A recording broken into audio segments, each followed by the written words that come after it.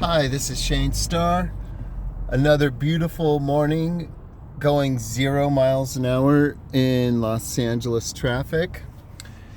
And what's on my mind this morning is the subject of battle typing, either explicit or non-explicit. For those of you not aware of what battle typing is, it's when someone claims to be a certain type and then other people call them out and say, no way, dude, you're not that type. Now, I made a decision last night after considerable thought about it that when people do this to me, I'm just banishing them from my universe. There's no reason to deal with stuff like that. Life is too short. I'm just not going to have it. So if someone wants to argue with me, my type, I'll privately listen to you and we'll come to a discussion, and I'll always keep an open mind. I mean, perhaps you'll have me change my mind about my type, okay? But I'm not letting some stranger go, oh, no way, dude. Oh, laugh out loud, you know? So here's the requirements. I can think of about 2 or 3 people in my whole life whom I would entrust this to, who I would allow to so-called battle type me. You have to know me in real life, okay? If you just met me online and you see my pictures and look at the way I dress and make a judgment just based on that, that's a pretty shallow argument, okay? If you've never heard me talk, that makes it even a more shallow argument. And then you're just typing on visuals. And we all know there might be a tiny bit to that, but you can't type someone based on what they look like.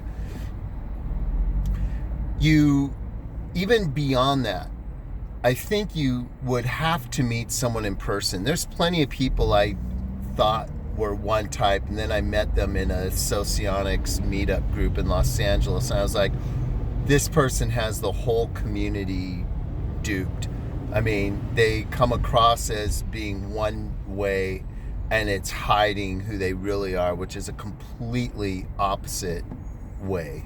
And it wasn't worth going to war over, so let them keep their type. I mean, that's how I act even when I know someone is wrong about their type. I'm still not going to go up in their face and challenge them. That's after meeting them, talking to them for a period over several years, and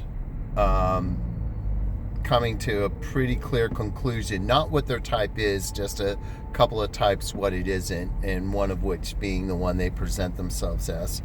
So another funny thing on this subject is when someone argues with you about your type and you bring up arguments to the contrary, you know, supporting the type that you believe you are, if your arguments are sound, the person blind to any proof who just wants to pigeonhole you into the type they want you to be will say something like, well, you can't go based off of behaviors. It's like, what are you going off of then?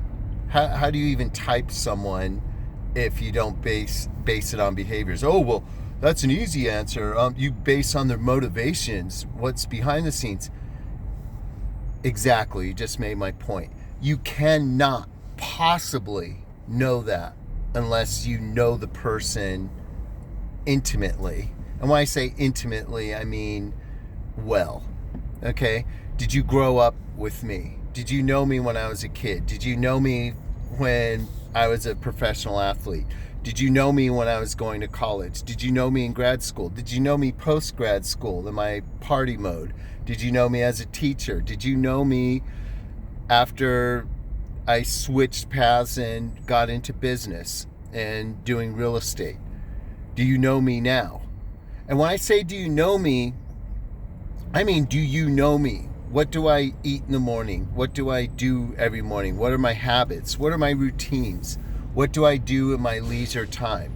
How many friends do I have or not have? How oftentimes do I go out? What do I do with my leisure time? These are all things you need to know and not guess at to arrive at the correct conclusion of someone's type. And if you don't know those things about me, then don't try to battle type me, all right?